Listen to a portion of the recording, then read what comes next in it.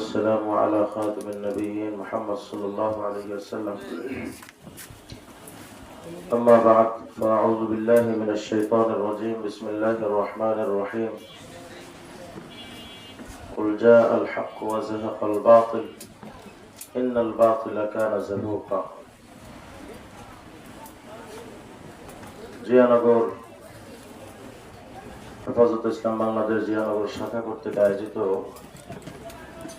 আজকের এই সদস্য সুধী সমাবেশের সম্মানিত প্রধান মেহমান, প্রধান অতিথি, হেফাজত ইসলাম বাংলাদেশের কেন্দ্রীয় কমিটির সম্মানিত নায়েবে আমির হযরতুল আল্লামা মুহিউদ্দিন রব্বানী দামাত বারাকাতুহুল আলিয়া এবং আজকে মহতির সদস্য সুধী সম্মেলনের সম্মানিত সভাপতি, দারুল উলুম বালিপাড়া কওমি মাদ্রাসার সম্মানিত মুহতামিম আলহাজ হযরত মাওলানা শামসুল হক দামাত বারাকাতুহু এবং আজকের এই প্রোগ্রামে উপস্থিত সম্মানিত উলামায়ে কেরাম, উপস্থিত ধর্মপ্রাণ মুসলমান ভাইরা,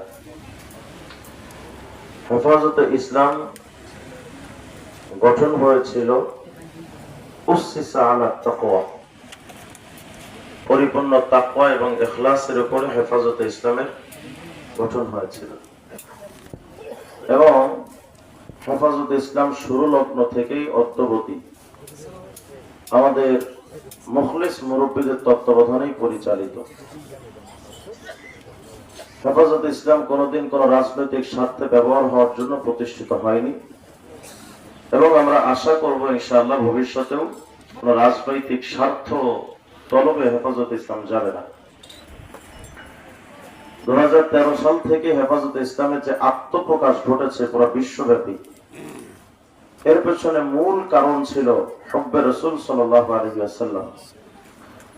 হেফাজতে ইসলামের গঠনের মৌলিক যে কারণ, সেই কারণের মধ্যে অন্যতম হলো ইসলাম এবং মুসলমান বিদ্বেষের বিরুদ্ধে গর্জে ওঠা এবং ইসলামী আকীদাকে, ইসলামী তাহজিব এবং তামাদ্দুনকে হেফাজত করা। এই জায়গায় আমি অতি দুঃখের সাথে একটা বিষয় আপনাদেরকে বলতে চাই। হেফাজতে ইসলামের আমাদের এখন যে কর্মকাণ্ড, যেহেতু এটা আমাদেরই সমাবেশ, আত্মসমালোচনা করতে অসুবিধা নেই।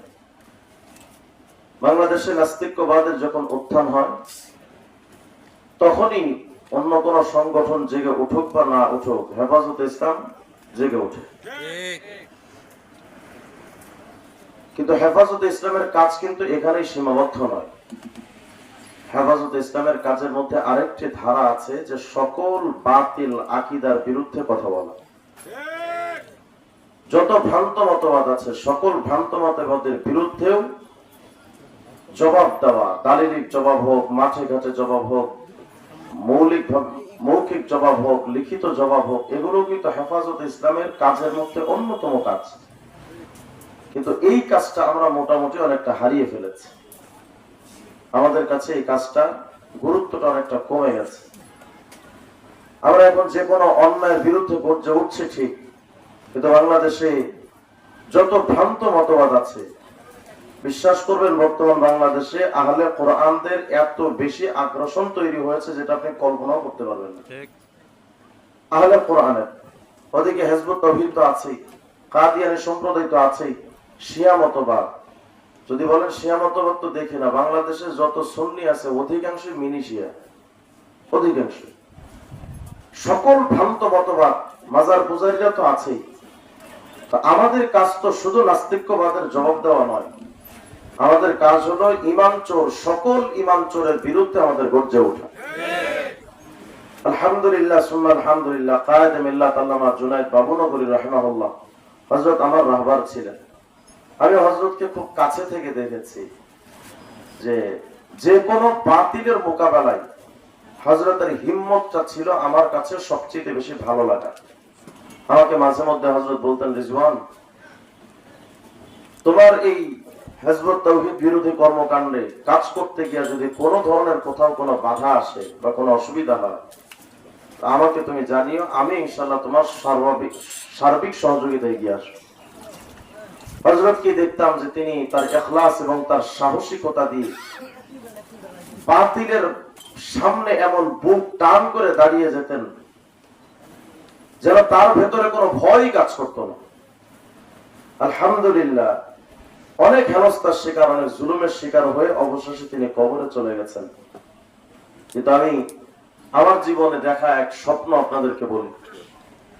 এই গত 2 বছর আগে হঠাৎ আমি একদিন হযরত যেহেতু আমার রাহবার ছিলেন, হঠাৎ করে দেখি স্বপ্নে যে আমার সামনে হযরতের মাকবারা, হযরতের কবরটা হঠাৎ প্রকাশিত হয়ে গেল। স্বপ্নে দেখছি তো দেখে আমি কবরের মধ্যে স্পষ্ট হয়ে গেছে কবর, হযরত ভেতরে। আমি হযরতের একেবারে পা বরাবর সামনে মুখোমুখি হয়ে দাঁড়িয়ে আছে। হযরত আমাকে তখন বলতেছেন, এই হকের উপরে থাকো, কবরে এসে দেখো কত শান্তি। আমি ওই সময় দেখতেছিলাম হযরতের কবরের চতুর্পাশ থেকে যেমন ঝর্ণায়, বিভিন্ন পার্কে ঝর্ণায় পানি ওঠে না, এবং ঝর্ণায় পানি দিয়ে আমি ভাবতেছিলাম তখন যে ওনার কবরকে শীতাতপ নিয়ন্ত্রিত করা হচ্ছে, মানে এসির কাজটা করা হচ্ছে ঝর্ণা দিয়ে। আমি বুঝাতে চাচ্ছি এই মানুষটা আজীবন হক এবং হক্কানিয়াতের জন্য লড়াই করে গেছেন। সম্পদের দিকে তাকান নেই, নিজের জীবনটা কোথায় গিয়ে নিক্ষিপ্ত হবে সেটার দিকে তাকান নেই। তিনি তাকিয়েছিলেন আমার দিন জিন্দা হবে, আমার হক জিন্দা হবে। হেফাজতে ইসলামের কর্মী যারা আছেন এখানে, আমি সবার কাছে এই একটা অনুনয় আপনাদের কাছে বিশেষভাবে, যে আমি কোন দল করি, কোন মত অবলম্বন করি, এটা আমাদের ভিন্ন ব্যাপার, কিন্তু আমাদের সর্বপ্রথম এই চেতনা থাকা দরকার যে আমার দিন কি চাচ্ছে, আমার দিন কি চাচ্ছে। আমি যেই দল করি আর যেই মতের অনুসারী হই সেটা ভিন্ন বিষয়, সেটা পরে দেখা যাবে। আমার দিন যেটা চাইবে আমি সেটার পক্ষে থাকবো। আমার দিনের বিরুদ্ধে যেই কুলাঙ্গার যাবে তার বিরুদ্ধে আমরা গর্জে উঠবো। হ্যাঁ, হয়তো আমি মামলা খাবো, হামলা খাবো, অসংখ্য আক্রমণ আমার উপর আসতে পারে, কিন্তু আমি আপনাদেরকে আমার চোখে দেখা কিছু সাহায্যের কথা এভাবেই আমি আপনাদের সামনে বলতে পারি যে পৃথিবীর সকল সাহায্যকারী যখন আপনার পাশ থেকে সরে যাবে, আল্লাহর রহমত এবং সাহায্য তখন সরাসরি নাজিল।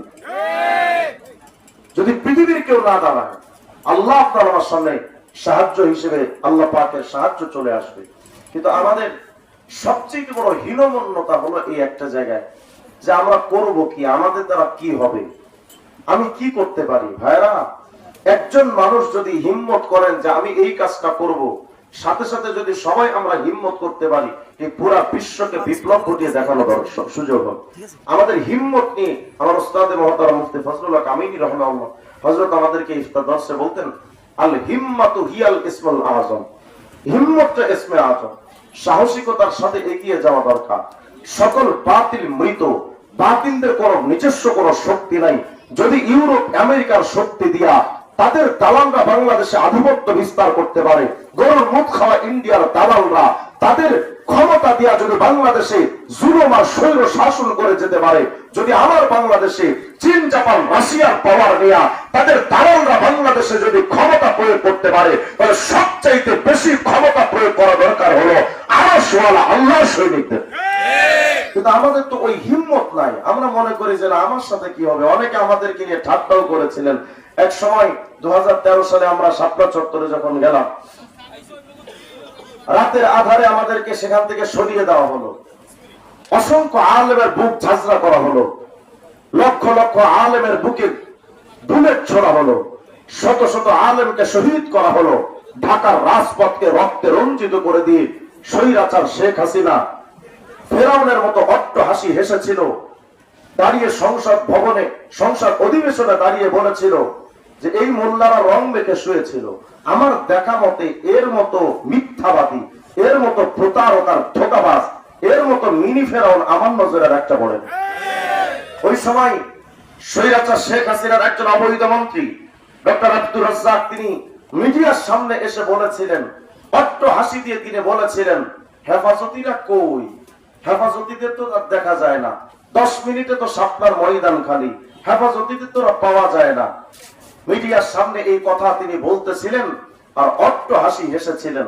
সেই সময়ে তার ওই প্রশ্নের জবাব দেওয়ার জন্য আমরা দীর্ঘ 10টা বছর অপেক্ষা করেছিলাম। একের পর এক মামলা খেয়েছি, হামলার শিকার হয়েছি, কারাগারে মাসের পর মাস আমরাই থেকেছি।